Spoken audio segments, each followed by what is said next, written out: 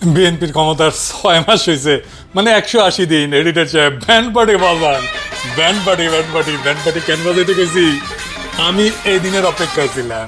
ইলেকশনের আগে বিএনপির ইস্তেহার আর প্রতিশ্রুতির বহর নিয়ে মেলা ভিডিও করেছিলাম। সেখানে কিছু ভিডিও ছিল বিএনপির 180 দিনের প্রতিশ্রুতি নিয়ে। সেইগুলো দেখে কইছিলাম আপনারা এই প্রতিশ্রুতি পালন করতে পারবেন না, ফুল স্টপ। প্র্যাকটিক্যাল কারণে আমি পছন্দ করি নাই, সেজন্য না।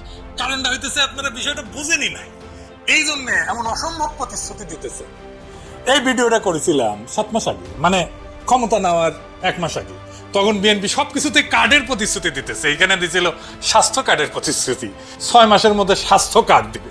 আগে দেখেন তাদের প্রতিশ্রুতি নিয়ে তারা কি ভিডিও বানাইছিল সেটা দেখেন, আর দেখবো আসলে এই প্ল্যান কেঙ্কা তারেক রহমানের দলের লোকেরা প্ল্যান করবার পারে কিনা। প্রথমে এটা স্বাস্থ্য নিয়ে প্ল্যান দেখি। বিএনপি কইতেছে তারা ক্ষমতা নেওয়ার প্রথম 180 দিনে কি করবি, কোনো বানানো কথা না, তাদের কথাই, তাদের তৈরি ভিডিওই দেখি। আসেন দেখি। বিএনপি জনগণের ভোটে নির্বাচিত হলে প্রথম 180 দিনের মধ্যেই চালু করবে United national health care solution. এটি একটি এআই নির্ভর ডিজিটাল হেলথ রেকর্ড সিস্টেম, যা নাগরিক স্বাস্থ্যসেবার কাঠামোকে আধুনিক করবে। সবার জন্য স্বাস্থ্য নিশ্চিত করতে নাগরিকদের জন্মকাল থেকেই চিকিৎসা ও স্বাস্থ্য তথ্য প্রযুক্তিগতভাবে সংরক্ষণ করা হবে। এতে শহরে কিংবা গ্রামে যে কোনো সময় হাসপাতালে গিয়ে দ্রুত চিকিৎসা পাওয়ার পথ সহজ হবে। United national health care solution হবে রোগী, পরিবার ও চিকিৎসকদের জন্য সমন্বিত প্রযুক্তিগত স্বাস্থ্য সুরক্ষার ভিত্তি। দেখিছেন, আমি কইছিলাম এটা তারা করতে পারবে না। বিএনপি 180 দিনে যদি করতে পারে, কান কাইটা কুত্তারে খাওয়াবো। দেখেন কি কইছিলাম। প্রথম কথা, এই যে এটা কইছে, এটা কি বিএনপি পারবি 180 দিনে করতে? পারবি না, অসম্ভব, অসম্ভব। ওই যদি 180 দিনে এটা করবার পারে, কান কেটে কুত্তা খেলাম। 6 মাসে ম্যাক্সিমাম যেটা করতে পারে, এটা পাইলট ডিজাইন করতে পারে, এটা সীমিত ট্রায়াল পর্যন্ত যাইতে পারে, তাও এটা করা সম্ভব না। কয়েকটা কারণে পূর্ণ সিস্টেম তো করবারই পারবে না। হ্যাঁ, দেখেছেন কি কইছিলাম? পাইছেন স্বাস্থ্য কার্ড, পারিছে, তারা করতে পারে নাই। এই জন্য কইছি ব্যান্ড পার্টি বাজার আর ভালো বাজার। এই হইতেছে প্ল্যান। যদি না দেখে থাকেন ভিডিওটা দেখে নিন, আর দেখে থাকলে আবার দেখতে পারেন, মজা পাবেন। এবার বুঝেছেন কেন ব্যান্ড পার্টি বাজাবার কইছে? আবার বাজার ব্যান্ড পার্টি। হ্যাঁ, এডিটর সাহেব, আমার কান কেটে কুত্তারে খিলাতে নাই। বিএনপি যদি এটা করবার পারলে হইনি, আমার দুইটা কান কেটে নিত, আর আমার নাম হইতো কান কাটা পিনাকি। আমি এত কনফিডেন্স নিয়ে কেন কইছিলাম জানেন? বুঝেছেন? কারণ এই জিনিসটা জানি আমি কেমনে এগুলো হয়।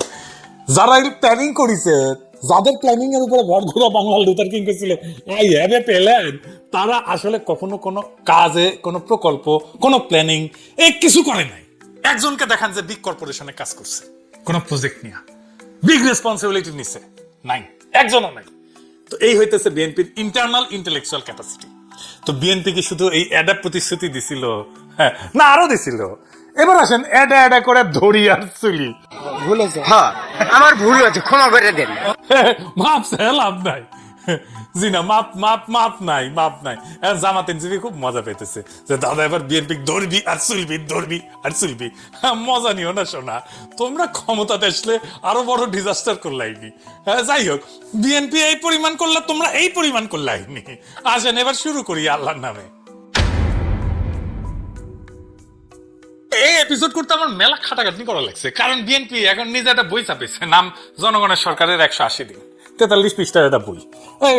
প্রাইম মিনিস্টার প্রেস উইং প্রকাশ করেছে 17 আগস্ট। এদের জিজ্ঞেস করবেন, এই যে বই ছাপাইছেন 180 দিনের অর্জন, এখানে দেখাইতেছেন প্রতিশ্রুতি পূরণ করেছেন, তো প্রতিশ্রুতিটা 180 দিন আগে কোথায় লিখেছিলেন এটা বলেন, দেখান তো।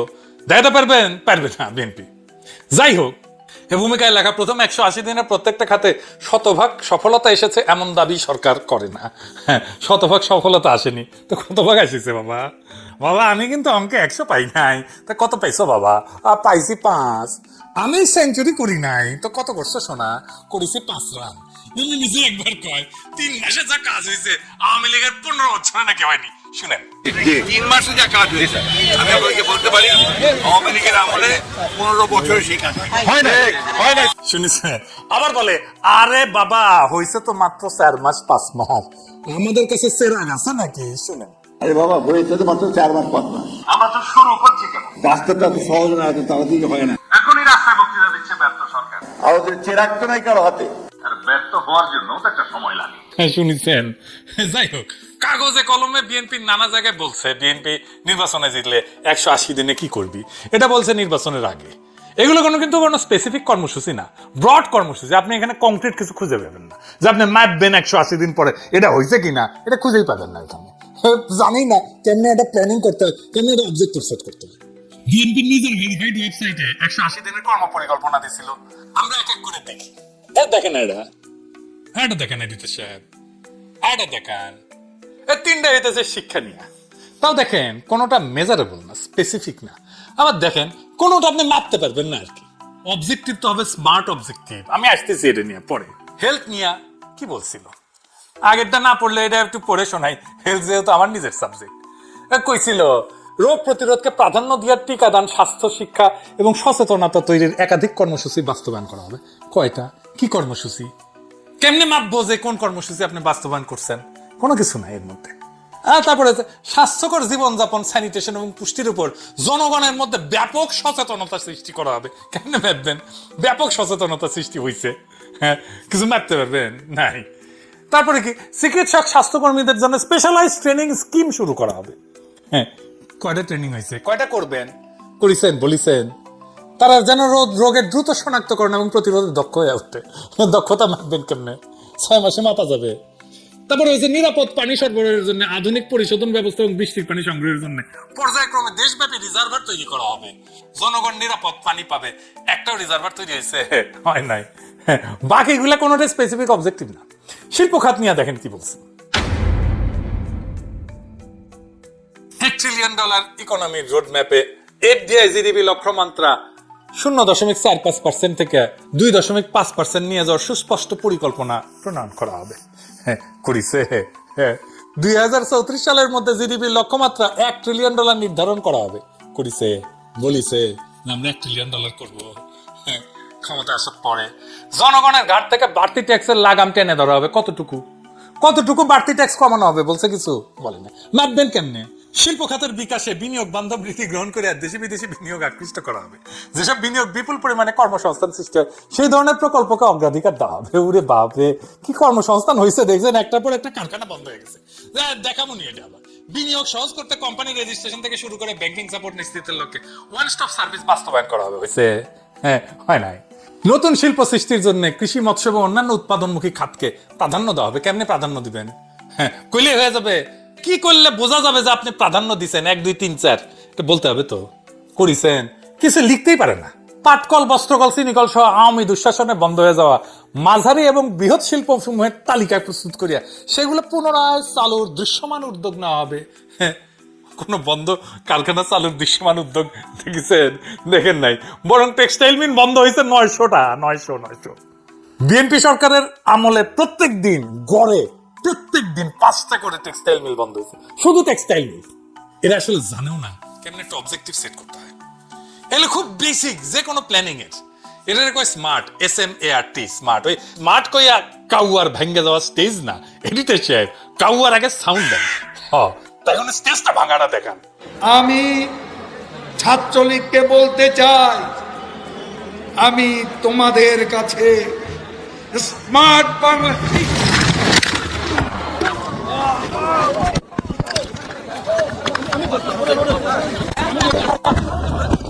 দেখেছেন? স্মার্ট স্মার্ট তোলা। এই স্মার্ট অবজেক্টিভ কিন্তু অন্য জিনিস। এটা এমন ভাবে লক্ষ্য নির্ধারণ করতে হয় যাতে পরিষ্কার ভাবে বোঝা যায়, মাপা যায় এবং নির্দিষ্ট সময়ের মধ্যে যাচাই করা যায়। এই স্মার্টের এস হইতেছে স্পেসিফিক, ঠিক কি করা হবে সেটা নির্দিষ্ট করতে হবে। এম হইতেছে মেজারেবল, কতটা করা হবে সেটা সংখ্যায় বা কোনো নির্দিষ্ট সূচকে মাপা যাবে। এতে হইতেছে অ্যাচিভেবল, এটা বাস্তবসম্মত হইতে হবে, অর্জনযোগ্য হইতে হবে। আরটা হইতেছে রেলেভেন্ট, যে বড় লক্ষ্য অর্জনের জন্য যাওয়া হইতেছে তার সঙ্গে সরাসরি সম্পর্কিত হইতে হবে। আর টি হইতেছে টাইম বাউন্ড, মানে কতক্ষণের মধ্যে এটা অর্জন করা যাবে, যেমন 6 মাস। এটা ডেডলাইন।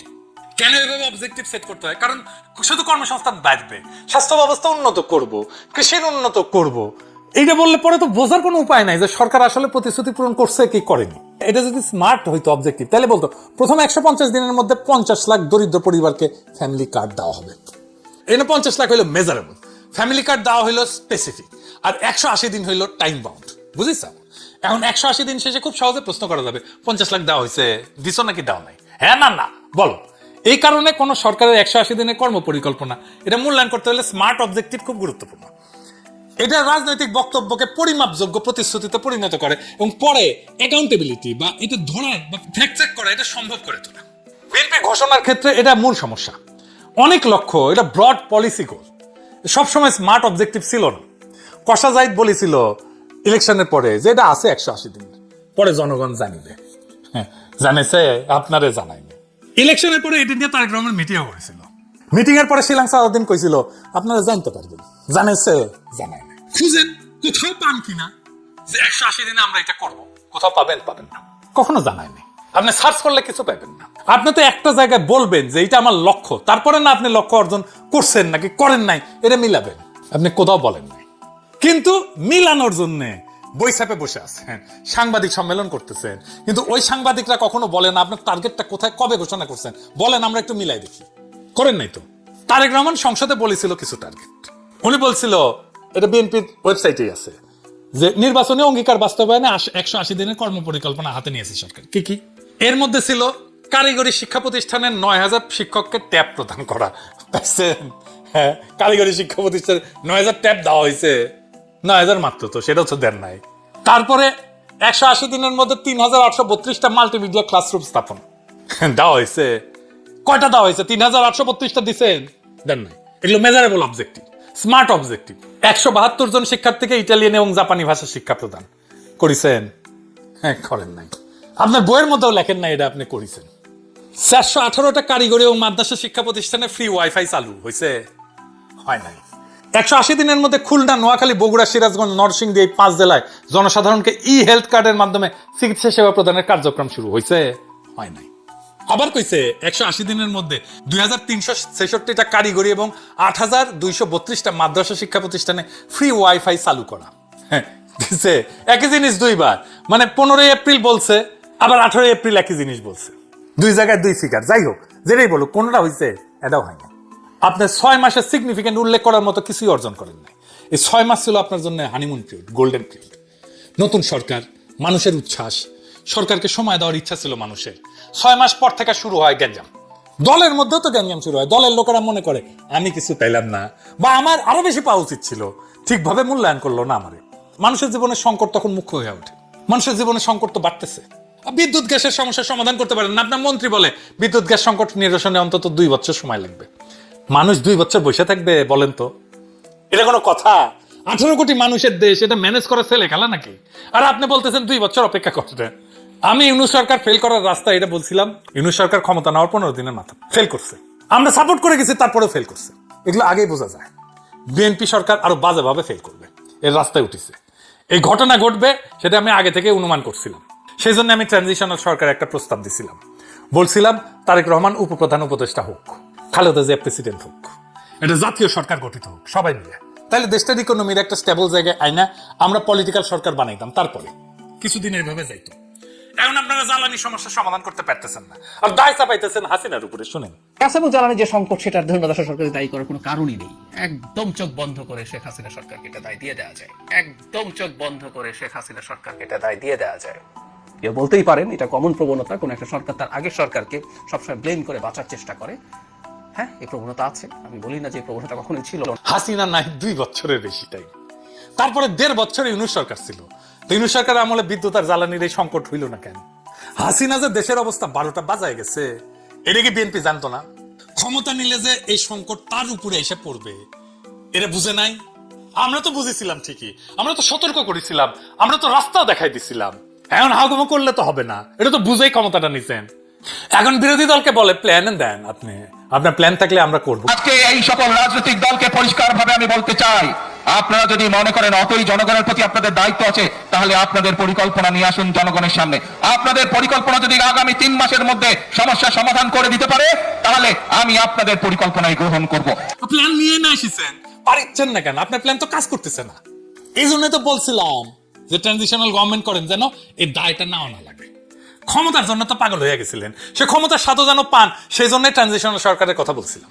আমি এখনো বলি এই সংকট বিএনপি একা সামলাইতে পারবে না, লিখে রাখতে পারবে না, একা সামলাইতে সম্ভব না, ওই ক্যাপাসিটি নাই। বিএনপি কেন, এটা কেউই পারবে না একা একা, এটা বিএনপির দোষ না। এখন নিশ্চয়ই আক্কেল হইছে, নিজেদের হ্যাডম কত কেমন প্ল্যান করতে পারেন সেটা তো বুঝিছেন, তাই না? আগে কইছিলাম, তখন তো বুঝেন নাই। এখন একটা মাত্র ওয়ে আউট একটাই, জাতীয় সরকার করেন। যারা জিততে পারে না তাদেরকেও নেন, যেমন এবি পার্টি, মামুনুল হক, চরমোনাই, এমনকি বামেদেরকেও নেন। ফ্যাসি বিরোধী লড়াইয়ে যারা ছিল তাদের সবাই নেন সরকারে, সবাই।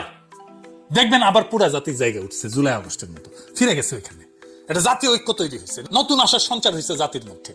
আপনি একটা ব্রিদিং স্পেস পাইছেন, ফ্রেশ আইডিয়া আসবে, এনার্জি আসবে, অনেকে সরকারকে সাহায্য করার জন্য আসবে। দুনিয়াতে এরকম অনেক মানুষ আছে বিনা স্বার্থে দেশের জন্য কাজ করে দিবে। যদিও বাংলাদেশে ধান্দাবাজ ছাড়া কাউকে দেখেন নাই আপনারা, কিন্তু এখনো অনেক মানুষ আছে যারা বিনা স্বার্থে সবকিছু ত্যাগ কইরা দেশের জন্য কাজ করবে। ওই লোকগুলারে পাইবেন। যাই হোক, আমি এটাও জানি কিছুই করবে না বিএনপি, এই আমার এই পরামর্শ শুনবে না।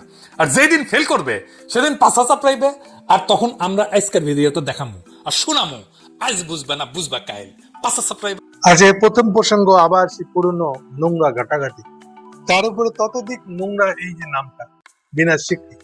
আপনারা কয়জন জানেন আমি জানি না। বিনাশ সিকরি এক সময়কার বাংলাদেশের ইন্ডিয়ান রাষ্ট্রদূত ছিলেন। সাধন ভাই বললে ইংরেজিতে একটা শব্দ আছে, বলে নুইসেন্স, মানে এমন একটা পরিস্থিতি তৈরি করা যেটা সবার জন্য লজ্জায় চিচি করে, এরকম একটা অবস্থা।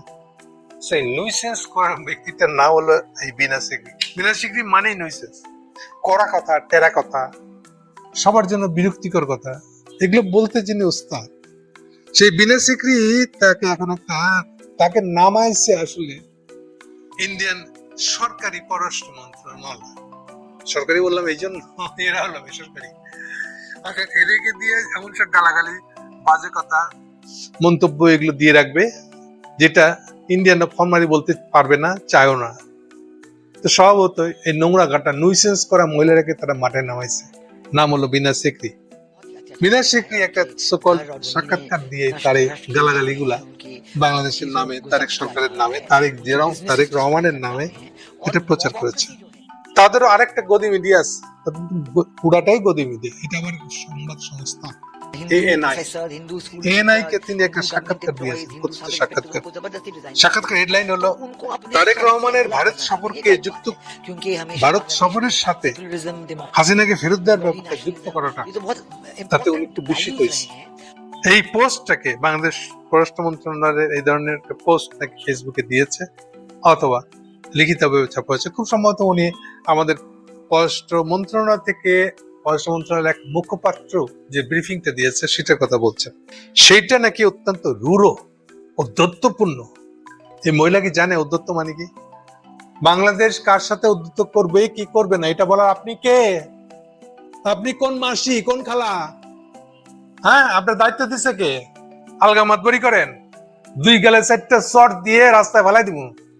বাজে কথা শুনছেন কি? অধ্যত্ত দেখছেন কি? আপনারাই পারেন। 16 বছর ধরে আসেন এখানে ফিরতে রাখছেন, অধ্যত্ত দেখান আমাদের কাছে, শিক্ষা দিতে আসছেন। তখন হুশ করেছিল হাসিনাকে নিয়ে যে পুঁতে রাখছিলেন বাংলাদেশে, আমাদেরকে বলেন অধ্যত্ত। আপনি তো একটা বেয়াদব মহিলা, এই শব্দ ব্যবহার করছেন। আপনি শব্দের অর্থ বুঝেন? একটা ডিপ্লোম্যাট কি করে এই শব্দ ইউজ করে? আপনি বলে বাংলাদেশের এই বক্তব্য অধ্যত্বপূর্ণ। ইয়েস, অধ্যত্বপূর্ণ। আপনাদের মুখের উপরে এই ধরনের অধ্যত্বপূর্ণ কথাই আমাদের বলা উচিত। নিজেদেরকে তো ভগবান মনে করেন না? হ্যাঁ, যা খুশি তাই বলতে পারেন। লাইসেন্স দিয়েছে আপনাকে মোদি, আপনাকে লাইসেন্স দিয়েছে। আপনার লাইসেন্স নিয়ে ওই গঙ্গার তীরে গিয়ে বসে থাকেন, আমরা পুষিও না আপনাকে। কি বলা যায় আর কি বলা যায় না হুঁশ করে তারপর এইসব মুখ খুলবেন, নাহলে মুখের মধ্যে যে কি পড়বে টেরও পাইবেন না। আজীবনের ইজ্জতটা চলে যাবে ব্যক্তিগতভাবে আপনারও। আমরা রুলো বলছি না উদ্ধত্তপূর্ণ করছি, এটা আমাদের বিষয়। এইসব বাজে কথা বলতে আসবেন আমাদের কাছে। ভাবছেন যে এই দালালি করলে দালালি করেন না মোদির কাছে গিয়া, বাংলাদেশের নাম দিয়ে এগুলো বলতে আসবেন না। ওখানে মোদি আপনাকে কোলে তুলে রাখেন না মাথায় তুলে রাখে সেটা আপনি বোঝেন। এটা নিয়ে আমাদের কোনো আগ্রহ নেই। এই ধরনের বক্তব্য আমাদের কাছে একেবারেই গ্রহণযোগ্য না। আপনার কাছে কোনটা গ্রহণযোগ্য তাতে আমাদের মাই ফুট। আপনি কে আপনি যে আপনার কাছে গ্রহণযোগ্য আমার হইতে হবে? নিজেকে কি মনে করেন আপনার কাছে গ্রহণযোগ্য হইতে হবে আমাদের বক্তব্য? আপনি কি কূটনৈতিক শিষ্টাচার মেনে এই শব্দ ব্যবহার করছেন? আপনার সাথে কি শিষ্টাচার করবো আমি? আপনি অশিষ্ট লোক, অশিষ্ট লোকের সাথে শিষ্টাচার কেমনি করবো আমি? কেন করবো? আপনি কাকে নিয়ে কথা বলছেন? কোন খবর আছে আপনার? ভাবছেন যে আপনি এখন বেসরকারি অবসরপ্রাপ্ত হয়ে গেছেন তাই যা খুশি বলতে পারেন? ওই খাঁটি বাংলা ভাষায় বলবো যে এরপরে বাংলাদেশের তার দিকে তাকালে এই ধরনের কথা বলে ঠ্যাং ন্যাংরা করে দেওয়া হবে, হাতে ধরায় দেওয়া হবে। এসব ফাজলামি কথা কি আমরা জানি না? আমরা কম জানি? এগুলো বলি না দেখে ভাবেন না যে আপনারা সব ভদ্র এক একটা, এটা ভদ্র মুখোশ পরে এগুলো এক একটা দালাল। এমনি একটা নারী হয়ে আপনি এরকম কথা কেমন করে বলেন? আর একটা দেশের বিরুদ্ধে শব্দের ব্যবহার, শব্দের সীমা এগুলো শিখেন নাই? আবার বলতেছে দেখেন না, তারেকের সাথে তো বাংলাদেশে আসার জন্য আলোচনা চলতেছে। এটা কি মানে কি বলবেন? তোর দেশ দিয়ে কথা বলেন নাকি মুখ দিয়ে কথা বলেন? তাহলে এতক্ষণ যেসব কথা বলেন তার সাথে পরের বাক্যটার মিল হলো? আর যেটা রেফারেন্স আছে ওই রেফারেন্সের প্রতি পরিষ্কার করে বাংলাদেশ বলে দিয়েছে যে আপনি যতক্ষণ না ইন্ডিয়া যতক্ষণ না বাংলাদেশের যে ডিমান্ড গুলো দিয়েছে এগুলো ঠিক না করবেন ততক্ষণ আমরা মনে করবো যে আপনারা সম্পর্ক স্বাভাবিক করতে চান না। This is our understanding. এটা আপনাকে শুনে ঠিক করতে হবে না তো, এটা হাসিনা না বললাম। এটা ভাবেন না এটা হাসিনা পুতুল বসে রাখছেন, ওর ফলে আপনারা ওই সুখে এখন যা ইচ্ছা তাই বাংলাদেশ থেকে আশা করবেন। ওদিন জ্ঞান এটা বুঝেন না এখনো? নিজেকে বাঁচানোর চেষ্টা করেন সময় থাকতে। তারেক রহমানের শপথের পরে আমরা লোক পাঠিয়েছিলাম, তখন দাওয়াত দিয়েছিলাম। আরে ভাই, এই ধরনের দাওয়াত দেওয়া হয়েছে রুটিন। যে কোনো রাষ্ট্রপ্রধান বা রাষ্ট্রের সাথে দেখা করতে যেই যায় সেই একটা দাওয়াত দিয়ে চলে আসে। দাওয়াত দিয়েছিল কে? পাঠাইছিলেন কাকে? স্পিকারকে। স্পিকারের দাওয়াতে প্রধানমন্ত্রী কেন যাবে? কূটনীতি বুঝেন? আপনি কূটনীতি মানাইতেছেন, এই কূটনীতি শিখছেন। স্পিকারের নেতৃত্বে তারেকের শপথ অনুষ্ঠানে লোক পাঠিয়েছিলেন। কেন স্পিকারের কথা শুনে বাংলাদেশের প্রধানমন্ত্রী যাবে? এটা কি প্রটোকলে মিলছে? বেশি বুঝেন? এই আপনার কূটনীতির শিক্ষা। এগুলা মারানগা ইন্ডিয়াতে গিয়া আরো বেশি করে মুসলমানদের কোপান পিটান, যেটা ভালো পারেন আপনারা ওটাই করেন। এটা একটা লিভিং বাংলাদেশ, জীবন্ত বাংলাদেশ, মুসলমানের বাংলাদেশ। হুশ করে কথা বলেন এখানে, নাহলে নিজেদের কি বলবো, নিজেদের শরীরের বর্জ্য নিজের মুখেই পড়বে। ওটা একটু মনে রেখেন। 6 মাস পেরিয়ে গেছে, কোনো জবাব পাইনি। আপনারা বেয়াদবি করবেন, আপনারা আপনাদের স্পিকারকে দিয়া আমাদের প্রধানমন্ত্রীকে দাওয়াত দিবেন, আর আপনাকে জবাব দিতে হবে কেন? আর আপনাকে জবাব দিতে হবে আমাদেরকে বাধ্যতামূলক? আপনি দেখছেন এরকম সব দেশে আর এক দেশকে দাওয়াত দেয়, জাস্ট ফর্মালিটি। এই ফর্মালিটি, এই যে ফর্মালিটি, তাকে আপনি বোঝেন না? রং মারান কেন? আপনি না কূটনীতিক, সারা জীবন কূটনীতি হিসেবে কাজ করছে। আপনি না পররাষ্ট্র সচিব ছিলেন, মন্ত্রণালয়ে কাজ করছেন। হ্যাঁ, শেখ হাসিনার প্রত্যাপনের বিষয়টি নিয়ে তার সম্পর্কে যুক্ত করার দাবিটা একেবারে অপ্রয়োজনীয়। আমি এটাকে খারাপ বলবো না, তবে এটা অপ্রয়োজনীয়। কূটনৈতিক শিষ্টাচার বহির্ভূত। তাই রে শিষ্টাচার, এগুলো আপনার শিষ্টাচারমূলক বক্তব্য। জীবনটা কাটাই দিলেন কূটনীতি করে পররাষ্ট্র মন্ত্রণালয়ে, আর এগুলো আপনার শিষ্টাচারমূলক বক্তব্য। এই যে অধ্যক্ষপূর্ণ আপনি বলছেন, করতেছেন বাংলাদেশের বিরুদ্ধে, এগুলো কি শিষ্টাচার? আপনি নিজে একটা অশিষ্ট লোক। আপনার কোন বক্তব্যকে আমরা 2 পয়সার পাত্তা দিই না, আমল করবো। কেন করব? নিজেকে এত বিশাল কিছু মনে করার কোনো কারণ নাই। যখন হাসিনাকে রাখছিলেন আপনারা ভাবছিলেন পেয়ে গেছি, বাংলাদেশ তো আমরা কি নিয়েছেন। দিন একরকম যায় না, সবারই দিন আসে। এখন আপনারা আশা করতেছেন তারেক রহমান হাসিনা মতন হবে, তাকে হাসিনা মতন বানায় ছাড়বেন আপনারা। আপনাদের স্বীকৃতি ছাড়া তারেক রহমান কেউ না। My foot. আপনাদের এইসব বকওয়াজ, এগুলো আমাদের কাছে বকওয়াজ, অর্থহীন বকওয়াজ। যাদের মুরদ নাই, মুরদহীনদের বকওয়াজ, এগুলো শোনার টাইম নেই আমাদের।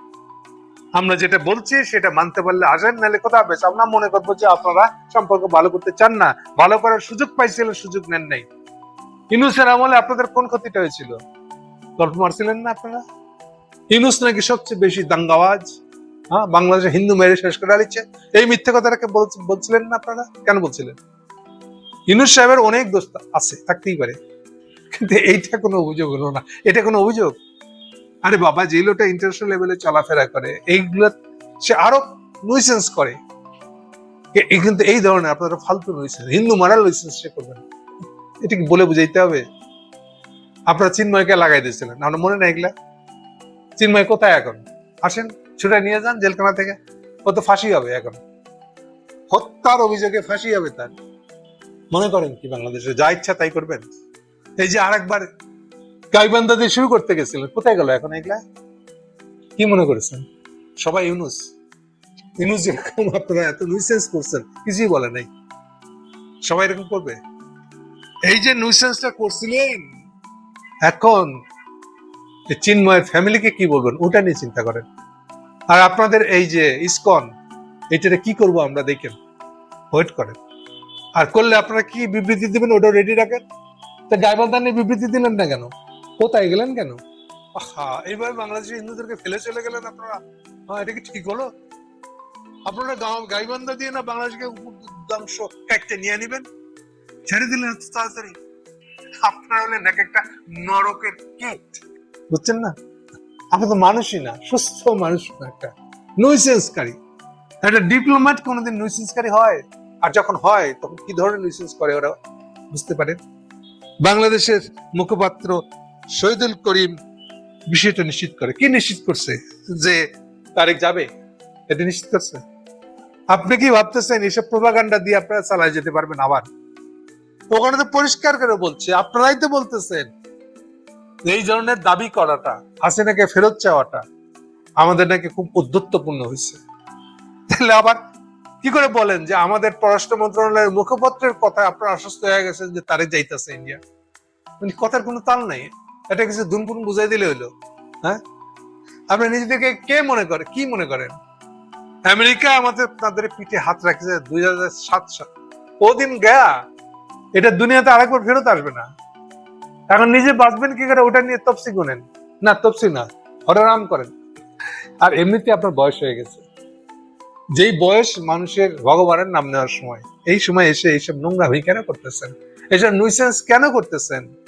শেষ জীবনটা একটু আরাম দেন অন্তত নিজেকে, হররাম করেন। Thank you. কোন দিকে যাচ্ছে ভারত বাংলাদেশ সম্পর্ক? এই প্রশ্নটা শুধু বাংলাদেশেই উচ্চারিত হচ্ছে তা না, ভারতেও ভীষণভাবে উচ্চারিত হচ্ছে। আমাদের মিডিয়ার মতোই ভারতের মিডিয়াতেও প্রচুর নিউজ আছে, প্রচুর অ্যানালিসিস আছে, তাদের প্রিন্টেড পত্রিকায় আছে, তাদের ইলেকট্রনিক মিডিয়াতে, টক শোতে আছে। খুব স্বাভাবিক আসলে এই প্রশ্নটা ওঠা। শুধু এই দুই দেশেরই না, ইন্টারন্যাশনাল মিডিয়াতেও এই আলাপটা আছে দেখছি। এই দুই প্রতিবেশী দীর্ঘদিন যে ধরনের সম্পর্কের মধ্যে ছিল, একটা পরিবর্তিত প্রেক্ষাপটে, পরিবর্তিত পরিস্থিতিতে সেই সম্পর্ক কোন দিকে যাচ্ছে সেটা আসলেই গুরুত্বপূর্ণ, এবং বাংলাদেশ ভারত দুদেশের জন্যই, দুদেশের দিক থেকে এটা গুরুত্বপূর্ণ। কেউ কেউ এই প্রশ্ন করার চেষ্টা করছেন, বাংলাদেশ সরকার কি অনেক বেশি কঠোর অবস্থান দেখাচ্ছেন? বাংলাদেশ সরকারের দিক থেকে কি পরিস্থিতি অনেক বেশি নেগেটিভ দিকে নিয়ে যাওয়া হচ্ছে? এই প্রশ্ন কেউ কেউ করছেন। আবার আমি একটু একটা প্রশ্ন স্মরণ করিয়ে দিতে চাই, এই প্রশ্নগুলোর জবাব খুঁজতে যাব। এই সরকার ভারতের কাছে তার স্বার্থ বিকিয়ে দিয়ে দেওয়ার শর্তে, আওয়ামী লীগ যেমন দিয়েছিল, তারা ক্ষমতায় এসছে, ধরনের একটা আলাপও কেউ কেউ দীর্ঘদিন থেকে করেছে, নির্বাচনের আগে বিশেষ করে। সব প্রশ্নের একটা জবাব খুঁজবে, এবং বাংলাদেশের পররাষ্ট্র নীতি টুয়ার্ডস ইন্ডিয়া ঠিক আছে কিনা, এবং সেটা ভবিষ্যতে আমাদের দুই দেশের সম্পর্কটাকে কোন দিকে নিয়ে যেতে পারে, সেটা নিয়ে আমার একটা টেক। সবার আগে আমি গতকাল ভারতের যে পররাষ্ট্র মন্ত্রণালয়ের ব্রিফিং আছে, যিনি নিয়মিত ব্রিফিং করেন, মিস্টার জয়সওয়াল, তিনি একটা ব্রিফিংয়ে এই সম্পর্ক সম্পর্কে একটা কথা বলেছেন। আমার মনে হয় সেটা একটু আগে পড়ে রাখি, তারপর আমরা এটার সাথে একটু মেলাবো সাম্প্রতিক ঘটনা প্রবাহ। জনাব জয়সওয়াল বলছেন, ভারত বাংলাদেশের সঙ্গে ইতিবাচক, গঠনমূলক ও ভবিষ্যৎমুখী সম্পর্ক গড়ে তুলতে চায়, যে সম্পর্ক হবে পারস্পরিক স্বার্থের উপরে ভিত্তি করে। আমি আবারও পড়ছি, ভারত বাংলাদেশের সঙ্গে ইতিবাচক, গঠনমূলক ও ভবিষ্যৎমুখী সম্পর্ক গড়ে তুলতে চায়, যে সম্পর্ক হবে পারস্পরিক স্বার্থের উপরে ভিত্তি করে। এই জায়গায় আসবো বলছি কারণ উনি আসলে সব কথাই বলে ফেলেছেন। বাস্তবে যদি এটা হয়, আমরা এটাই চাই। এখন সম্পর্কটা নতুন সরকার আসার পর কেন সেই অর্থে অতটা ঠিকঠাক হয়ে উঠলো না? যদিও ভারত বিশেষ করে শেখ হাসিনা পতনের পর অন্তর্বর্তী সরকারের সময় বারবার বলেছেন যে একটা নির্বাচিত সরকারের সাথে তাদের সরকারের এনগেজমেন্ট অনেক বেশি হবে এবং এই সম্পর্কটা স্বাভাবিক করার দিকে এগিয়ে যাবে। আমরা নিশ্চয়ই খেয়াল করেছি, বিশেষ করে অন্তর্বর্তী সরকারের সাথে ভারত সরকারের সম্পর্ক ভালো ছিল না। এখন নির্বাচিত সরকার হওয়ার পরে এখন পর্যন্ত অন্তত সম্পর্কের খুব বেশি স্বাভাবিকীকরণ হয়েছে এটা বলা কঠিন। একটা অগ্রগতি অবশ্যই আছে, সেটা হলো নতুন করে ভিসা দেওয়া শুরু করেছে। এটা অবশ্যই ভারতের দিক থেকে একটা ভালো পদক্ষেপ। আমাদের বহু মানুষ নানা কারণে ভারতে যায়, যেটা ভারতেরও স্বার্থের ব্যাপার। মানে এই কথাটা একটু মাথায় রাখতে হবে, it's not a charity. Visa দেওয়া ভারতের বাণিজ্যিক স্বার্থের ব্যাপার। বাংলাদেশের মানুষজনকে ভিসা না দেওয়াতে ভারতের প্রচুর ব্যবসা প্রতিষ্ঠান পশ্চিমবঙ্গতে বটেই আরও বিভিন্ন প্রদেশে ক্ষতিগ্রস্ত হয়েছে। আসলে তারপর আমরা কিন্তু একটা সমস্যা তো আসলে রয়ে গেছে, একটা কোথাও একটা অস্বস্তি, বা এই অস্বস্তিটা এখন বেশ প্রকাশ্য। বাংলাদেশের দিক থেকে অন্তত এটা নিয়ে খুব বেশি রাগঢাক করা হচ্ছে না। এই রাগঢাক না করার প্রবণতা, এটাকে আমরা কিভাবে দেখব, সব কিছু নিয়ে কথা বলি। মাননীয় প্রধানমন্ত্রী যখন প্রধানমন্ত্রী হিসেবে দায়িত্ব গ্রহণ করেছেন তখন এই আলাপটা এসে, ইনফ্যাক্ট বাংলাদেশের সব প্রধানমন্ত্রীর ক্ষেত্রে এই আলাপটা হয় যে নির্বাচিত হবার পর তিনি প্রথম কোন দেশে যাচ্ছেন। আমি এটাকে আসলে খুব গুরুত্বপূর্ণ ব্যাপার বলে মনে করি না, যদিও খানিকটা সিম্বলিক ভ্যালু আছে। আমি মনে করি একটা রাষ্ট্রের প্রধানমন্ত্রী, আমাদের প্রধানমন্ত্রী, তিনি যে দেশেই যান না কেন ওই দেশে আসলে কি হচ্ছে, ওই দেশে প্রধানমন্ত্রী কীভাবে রাষ্ট্রের স্বার্থ, বাংলাদেশ রাষ্ট্রের কথা, জনগণের স্বার্থ নিশ্চিত করছেন, তিনি কী করছেন, সেগুলোই গুরুত্বপূর্ণ হওয়া উচিত। তো যখন মাননীয় প্রধানমন্ত্রী মালয়েশিয়াতে গেলেন, তারপর চায়নাতে গেলেন, অন্তত এটা এখন নির্ধারিত হয়ে গেছে ভারত আর চায়না যেহেতু এই দুটো শক্তি আঞ্চলিক এরিয়াতেও কম্পিট করার চেষ্টা করে, চায়না যদি একটা বিরাট গ্লোবাল সুপার পাওয়ার, এখন এই আঞ্চলিক ফাইটের মধ্যেও মাননীয় প্রধানমন্ত্রী প্রথম দু দেশের মধ্যে প্রথম চায়নায় গেছেন। আমি আবারও বলছি, এটা খুব বাড়িয়ে দেখার কিছু নাই। ভারতেও কোনো একটা সময় আমরা ধরতেই পারি মাননীয় প্রধানমন্ত্রী সফরে যাবেন, ভারতের প্রধানমন্ত্রীও বাংলাদেশ সফরে আসবেন, কিন্তু কি হচ্ছে সেটা ম্যাটার করে। কিন্তু যেটা হয় ভারতের মধ্যে আমরা দেখছি এই সিম্বলিক ব্যাপারটাকেও খুব বেশি গুরুত্ব দেওয়ার চেষ্টা হয়েছে। কিন্তু এই প্রশ্নটা আসলে আমরা করতেই পারি, ভারত কি আসলে চেয়েছে আমাদের প্রধানমন্ত্রী সফরটা সহজ হয়ে উঠুক? কারণ এই প্রশ্নগুলো এখন আমাদের পররাষ্ট্র মন্ত্রণালয় থেকে খুব স্পষ্টভাবেই তোলা হচ্ছে। মানে পররাষ্ট্রমন্ত্রী আছেন, পররাষ্ট্র মন্ত্রণালয় থেকে ব্রিফিং করা হয়েছে, অন্যান্য মন্ত্রীরা বিভিন্ন জায়গায় এই কথাটা বলেছেন যে একটা সহায়ক পরিবেশ তৈরি করা ছাড়া আসলে সফর হওয়া সম্ভব না। সহায়ক পরিবেশ কিভাবে নষ্ট হলো, কীভাবে পরিবেশটা নষ্ট হলো আমাদের নিশ্চয়ই মনে আছে। গত 5 আগস্ট শেখ হাসিনা যেদিন তার পতন হয়েছিল এবং তিনি তার লোকজন সহ ভারতে পালিয়ে যেতে বাধ্য হয়েছিলেন, সেদিন তিনি একটা সংবাদ সম্মেলন করেছিলেন ভারতের যে বিদেশি সাংবাদিকদের সংগঠন, সেটাই। এটা অত্যন্ত ঔদ্ধত্যপূর্ণ একটা আচরণ যে কোনো বিবেচনায়। এর আগে তিনি মাঝে মাঝে অনলাইনে কানেক্টেড হয়ে তার নেতা কর্মীদের সাথে কথা বলেছেন, সেটা আবার প্রকাশ করা হয়েছে। কিন্তু এটা একটা সাংবাদিক সংগঠনের প্রকাশ্যে ঘোষণা দিয়ে তাদের ওখানে তিনি কানেক্টেড হয়েছিলেন। ভারত সরকারের পক্ষ থেকে বলার চেষ্টা করা হয়েছে এটা একটা সাংবাদিকদের সংগঠন, এখানে সরকারের খুব বেশি ভূমিকা নেই, যদিও পাল্টাপাল্টি প্রচুর কথা আছে, আমাদের ওই বিস্তারিত আলোচনায় যাব না। বাংলাদেশে একজন লয়ার আসতে গিয়ে কি সমস্যা হয়েছে, তিনি সংবাদ সম্মেলন করতে গিয়ে পারেননি, ওই আলোচনায় না ঢুকে এটুকু বলা যায় সেটা হচ্ছে এই ব্যাপারটায় সরকারের সায় ছিল, আমি ইন্ডিয়ান সরকারের কথা বলছি, এবং একই সাথে ইন্ডিয়া সরকার চাইলে এটা না হতে দিতে পারতেন, কারণ শেখ হাসিনার উপরে তারা কোনো না কোনো ফর্মের এমবার্গো রাখতে পারতেন, একজন সাজাপ্রাপ্ত পলাতক আসামি। ফলে যেটা হয়, পরিস্থিতিটা অনেক বেশি ঘোলাটে হয়ে গেল এবং ইনস্ট্যান্টলি বাংলাদেশ একটা প্রতিবাদ পত্র দিয়েছিল, যেটার ভাষা খুবই স্ট্রং ছিল। এই ভাষাটা কেমন হওয়া উচিত ছিল, অনুচিত ছিল, সেটা নিয়েও আলোচনা হয়েছে। কেউ খুব পছন্দ করেছেন, কেউ বলছেন এটা অনেক বেশি টাফ হয়ে গেছে। একই সাথে আমি এটা বলার চেষ্টা করি, সেটা হচ্ছে শুরুর দিকে বলছিলাম যে দেশের স্বার্থ বিকিয়ে যেভাবে ইন্ডিয়ার সাথে সম্পর্ক তৈরি করেছিল ভারত আওয়ামী লীগ সরকার, সেভাবেই নাকি আবার ক্ষমতায় আসার জন্য বিএনপি সব কিছু কম্প্রোমাইজ করেছে। এই ভাষা বা সর্বশেষ যে ব্রিফিং হলো, সেখানে পররাষ্ট্র মন্ত্রণালয়ের মুখপাত্র জানিয়েছেন, তিনি শর্ত দিয়েছেন জনাব ওসমান হাদির হত্যাকারী এবং অবশ্যই শেখ হাসিনাকে বাংলাদেশের হাতে ফেরত দিলেই এই কনজেনিয়াল পরিবেশটা তৈরি হবে যখন আমাদের মাননীয় প্রধানমন্ত্রী ভারত সফরে যেতে পারেন। বাংলাদেশ এই ভাষায় এইভাবে কথা বলছেন, এটা বহু বছর এই দেশের জনগণ শোনেনি। কিন্তু প্রশ্নটা হচ্ছে, বাংলাদেশকে অনেক বেশি কঠোর কথা বলছে, যেটা ভারতের সাথে দ্বিপাক্ষিক সম্পর্ক একেবারে নষ্ট করে দিতে পারে। আমি ব্যক্তিগতভাবে মনে করি না, আসলে আমাদের কানে খটকা লাগছে, কারণ আমরা এইভাবে কথা শুনিনি। যদিও ইন্টারিম সরকারের সময় আমাদেরকে বলতেই হবে, সরকার অনেক ক্ষেত্রেই রাষ্ট্রের স্বার্থ রক্ষা করে যতটুকু প্রয়োজন সেভাবেই তারা কথা বলার চেষ্টা করেছেন। এখন এটাই কোনো দ্বিধার জায়গা নেই যে এই দুই দেশের মধ্যে সম্পর্কের স্বাভাবিকীকরণ হতে হবে।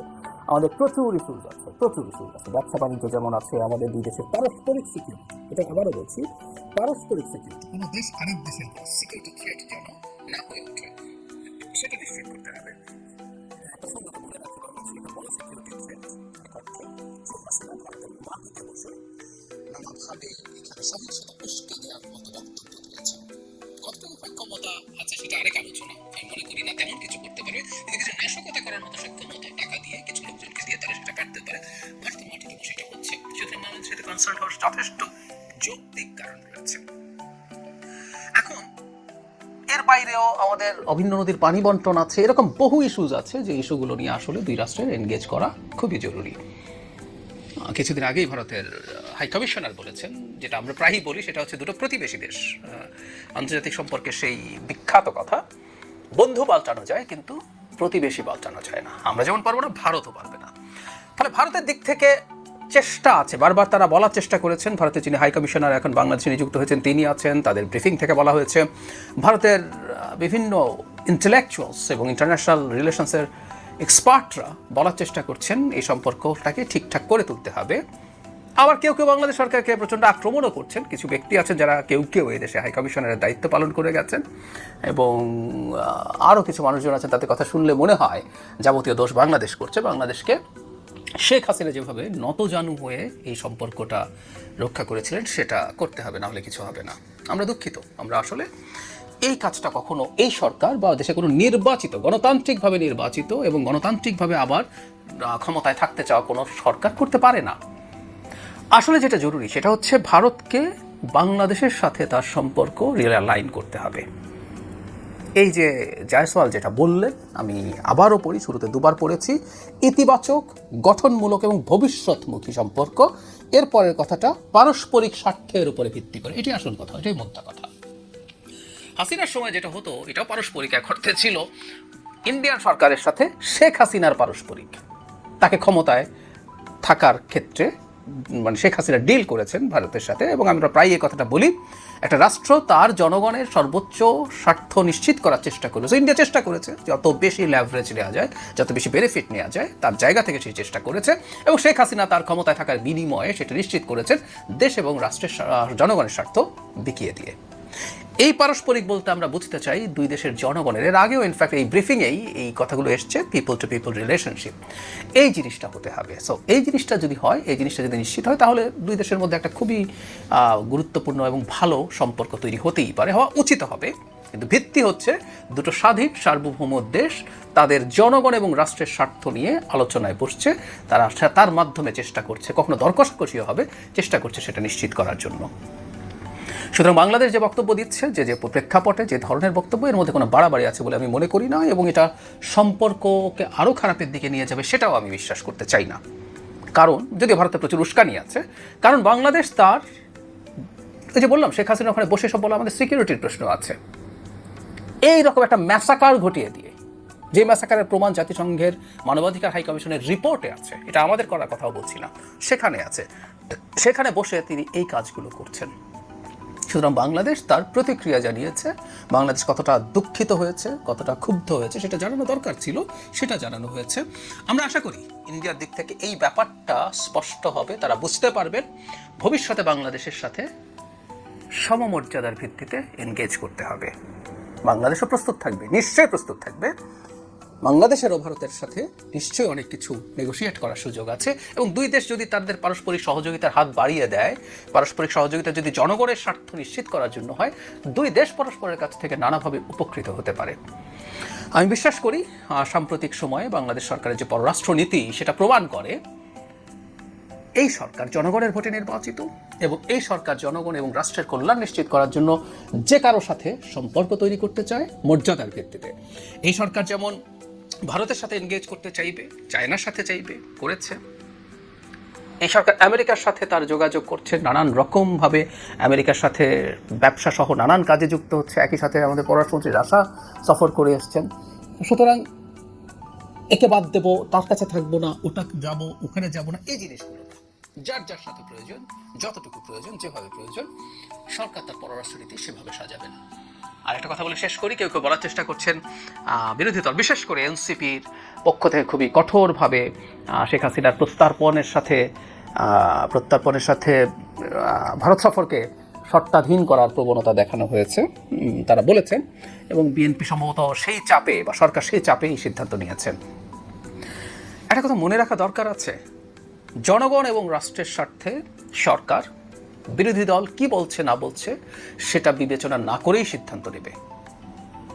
কাল যদি সব বিরোধী দল বলে মাননীয় প্রধানমন্ত্রীর এক্ষুনি ভারতে চলে যাওয়া উচিত, তিনি সেটা করবেন না। তবে একই সাথে আমরা এটাও বলবো, বিরোধী দল যদি গঠনমূলক আচরণ করে, কথা বলে, তাদের গঠনমূলক পরামর্শ যদি থাকে, গণতান্ত্রিক ব্যবস্থা একটা সরকারি দল সেটা তো করতেই পারে। যেমন খেয়াল করি আমরা, মাননীয় প্রধানমন্ত্রী বিদ্যুৎ জ্বালানির সংকটে বিরোধী দলের গঠনমূলক পরামর্শ চেয়েছেন এবং সেটা যদি অ্যাকসেপ্টেবল হয়, সেটা যদি ভালো হয়, তিনি সেটা গ্রহণ করবেন।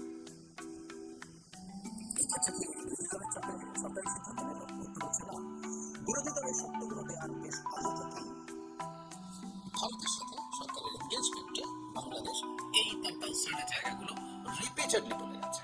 তার শেখ হাসিনার প্রসঙ্গে এটা একটা সিম্বল যে আসলে ভারত তার সম্পর্ক বাংলাদেশের সাথে রিঅ্যালাইন করছে কিনা। আমি রিঅ্যালাইন শব্দটা বারবার বলে যেতে চাই। শেখ হাসিনার সময় তারা যেভাবে বাংলাদেশের সাথে ডিল করেছেন, বাংলাদেশের বলতে আসলে একটা ব্যক্তির সাথে ডিল করেছেন, আর এই রিঅ্যালাইনমেন্ট ইজ আ মাস্ট। এবং আমরা ভারতের আন্তরিকতা নেই তা বলছি না, সেই আন্তরিকতার লক্ষণও দেখা যাচ্ছে, কিন্তু একই সাথে এমন কিছু যেন না ঘটে ভবিষ্যতে যেটা আলোচনা করার পরিবেশ নষ্ট করে, বা প্রধানত মানে প্রধানমন্ত্রীর সফর করার পরিবেশ নষ্ট করে, এই ধরনের কিছু তারা ভবিষ্যতে করবেন না। দুই দেশের মধ্যে উত্তেজনা কমে আসা, দুই দেশের মধ্যে গ্রহণযোগ্য এনগেজমেন্ট তৈরি হওয়া, উইন উইন সিচুয়েশনে সেটা খুবই ভালো কিছু হবে দুই দেশের জন্যই।